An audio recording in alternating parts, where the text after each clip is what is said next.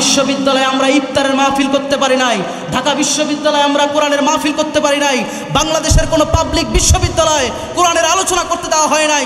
অথচ বাংলাদেশের প্রত্যেকটা বিশ্ববিদ্যালয় এরা দুর্গা পূজার সময় তাদের দুর্গা পূজার আয়োজন করেছে, সরস্বতী পূজার আয়োজন করেছে, কালী পূজার আয়োজন করেছে, এতে বাধা দেওয়া হয় নাই। আর আমরা সংখ্যাগরিষ্ঠ হওয়া সত্ত্বেও আমাদের কোরআনের মাহফিলগুলোতে বাধা দেওয়া হয়েছিল, কথা বলেন ঠিক কিনা?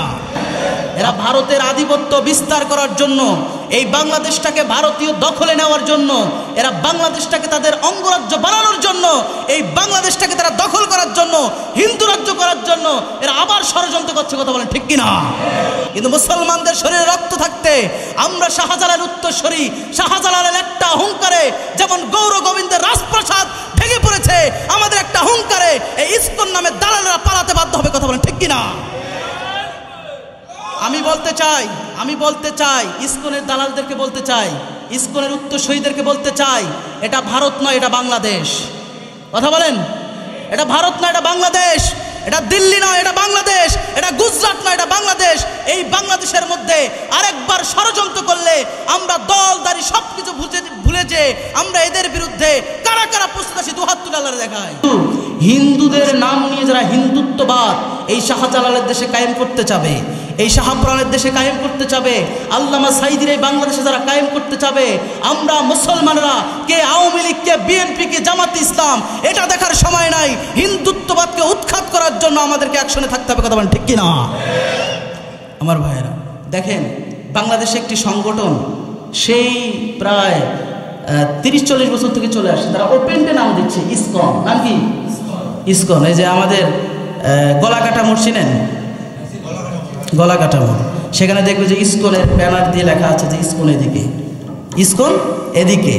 অথচ দেখেন এই মুসলমানদের দেশে, আপনাদেরকে আমি সংক্ষিপ্তভাবে বলছি, মুসলমানদের দেশে, মুসলমানদের বাংলাদেশে, আমরা বাংলাদেশের নাগরিক, আমরা এতদিন 17 বছর ইসলামের নাম নিয়ে যেটাই করতে যেতাম আমাদেরকে বাধা দেওয়া হতো, কথা বলেন ঠিক কিনা? এবং সর্বশেষ আমাদেরকে নিষিদ্ধ করা হয়েছে। ঢাকা বিশ্ববিদ্যালয়ে আমরা ইফতারের মাহফিল করতে পারি নাই, ঢাকা বিশ্ববিদ্যালয়ে আমরা কোরআনের মাহফিল করতে পারি নাই, বাংলাদেশের কোনো পাবলিক বিশ্ববিদ্যালয়ে কোরআনের আলোচনা করতে দেওয়া হয় নাই। অথচ বাংলাদেশের প্রত্যেকটা বিশ্ববিদ্যালয় এরা দুর্গা পূজার সময় তাদের দুর্গা পূজার আয়োজন করেছে, সরস্বতী পূজার আয়োজন করেছে, কালী পূজার আয়োজন করেছে, এতে বাধা দেওয়া হয় নাই। আর আমরা সংখ্যাগরিষ্ঠ হওয়া সত্ত্বেও আমাদের কোরআনের মাহফিলগুলোতে বাধা দেওয়া হয়েছিল, কথা বলেন ঠিক কিনা? আপনারা এগুলো চোখে দেখেন নাই? সংখ্যালঘু কারা? আমরা না ওরা? ওরা কেমন? আমরাই সংখ্যালঘু, আমরা সংখ্যালঘু। আমরা 92% আর ওরা 5-6%, সর্বোচ্চ 8%। আমরা সংখ্যালঘু হিসেবে বাস করেছিলাম বিগত 17 বছর। আমরা ইসলামের নাম নিয়ে কোনো কিছু করতে পারি নাই, আমরা মাথায় টুপি দিতে পারি নাই, আমরা মুখে দাড়ি রাখতে পারি নাই। আমরা মাথায় টুপি রাখার কারণে আমাদেরকে জঙ্গিবাদ বলা হতো, আমরা মুখে দাড়ি রাখার কারণে আমাদেরকে জঙ্গিবাদ বলা হতো। আর ওরা ওপেনটে পূজা করেছে, ওপেনটে তারা সরস্বতী পূজা করেছে, তাদের গান করেছে, কনসার্ট করেছে, স্কুলের মতো একটা হিন্দুত্ববাদ প্রচার করার জন্য তারা সব কিছু করেছে, তারপরে ওদেরকে বাধা দেওয়া হয় নাই। আর আমরা মুসলমানরা দাড়ি টুপি রাখলে আমাদেরকে জঙ্গিবাদ বলা হয়েছে। বিবেক খাটান। আপনার যদি বিবেক থাকে দলীয় দিকে নিলেন না, এটা মুসলমানদের দেশ, এখানে মুসলমানরা যেটা বলবে সেটাই করতে হবে, কথা বলেন ঠিক কিনা? আপনারা আপনাদের হিন্দুদের পূজা করেন, আমরা বাধা দেই না, আমরা পাহারা দেই। আমরা যাদেরকে পাহারা দিয়েছি আপনারা দেখেছেন, জামাত ইসলাম বলেন, ছাত্র শিবির বলেন, চরমনাই বলেন, সবাই একতাবদ্ধ হয়ে এই যে 5 আগস্টের পরে হিন্দুদের মন্দিরগুলো পাহারা দেয় নাই, দিছে কি দেয় নাই? কোনো জায়গায় কোনো ঘটনা ঘটেছে?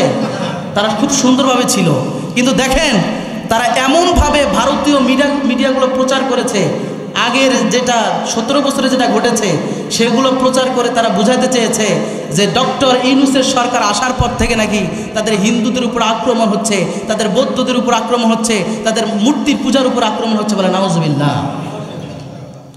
দেখেন তাহলে সংখ্যালঘু আমরা না ওরা? আমরা সংখ্যালঘু বুঝেন যারা কম সংখ্যক মানুষ, আর সংখ্যাগরিষ্ঠ হচ্ছে যারা বেশি সংখ্যক মানুষ।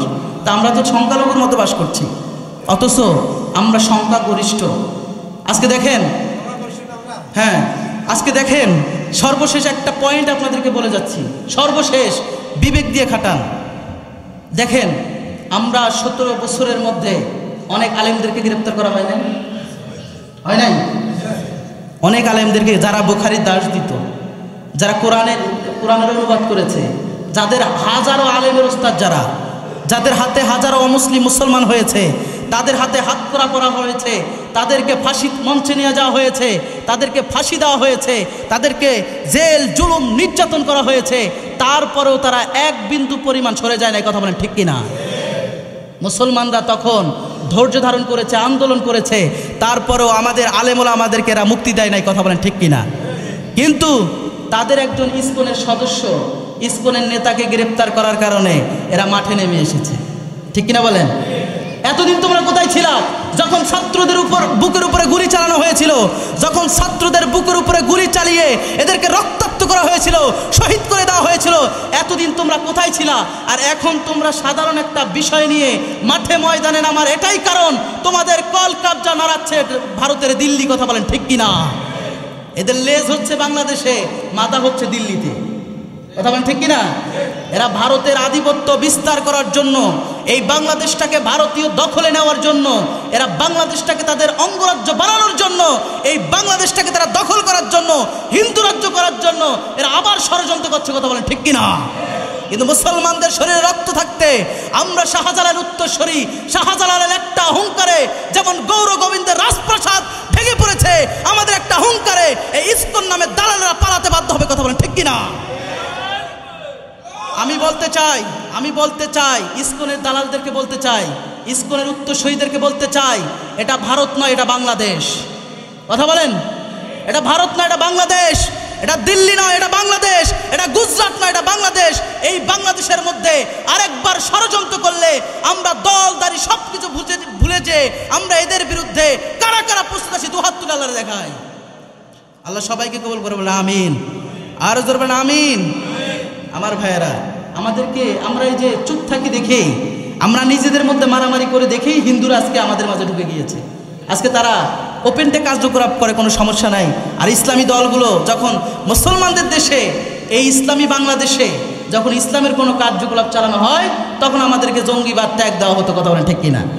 এর থেকে আমাদেরকে সতর্ক থাকার দরকার আছে না নাই? কথা বলেন আছে না নাই? অবাক লাগে, দুঃখ লাগে, এই যে আমরা ইসকনের বিরুদ্ধে কথা বলছি, তারপরে অনেক মুসলমানদের শরীরে আগুন জ্বলে। কথা বলে না কেন?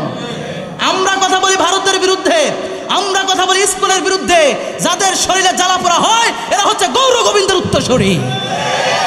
আর কিছু বলার আছে? আমরা ইসকনের বিরুদ্ধে কথা বলি, এদের শরীরে লেগে যায়। এটা আফসোসের বিষয় না? একবার আনসার লীগ হয়ে বের হয়, একবার আইনজীবী হয়ে বের হয়, একবার এটা হয়ে বের হয়, একবার ভারতের পানি দিয়ে আমাদের বাংলাদেশটাকে দুর্ভিক্ষ করতে চায়, এখন আবার ইসকনদেরকে লাগাই দিয়ে বাংলাদেশটাকে একদম শেষ করে দেওয়ার ষড়যন্ত্র করছে। তবে এটা মনে রাখতে হবে, আমরা যেহেতু 17 বছরের জুলুম থেকে মুক্ত হয়েছি, আমরা আবারও জীবন দিব, শহীদ হব, রক্ত দিব, তারপরে এই বাংলাদেশ কোনো জুলুমকারীদের হাতে তুলে দেব না, বলেন ইনশাআল্লাহ। আল্লাহ আমাদের সবাইকে বোঝার তৌফিক দান করুক, আমিন।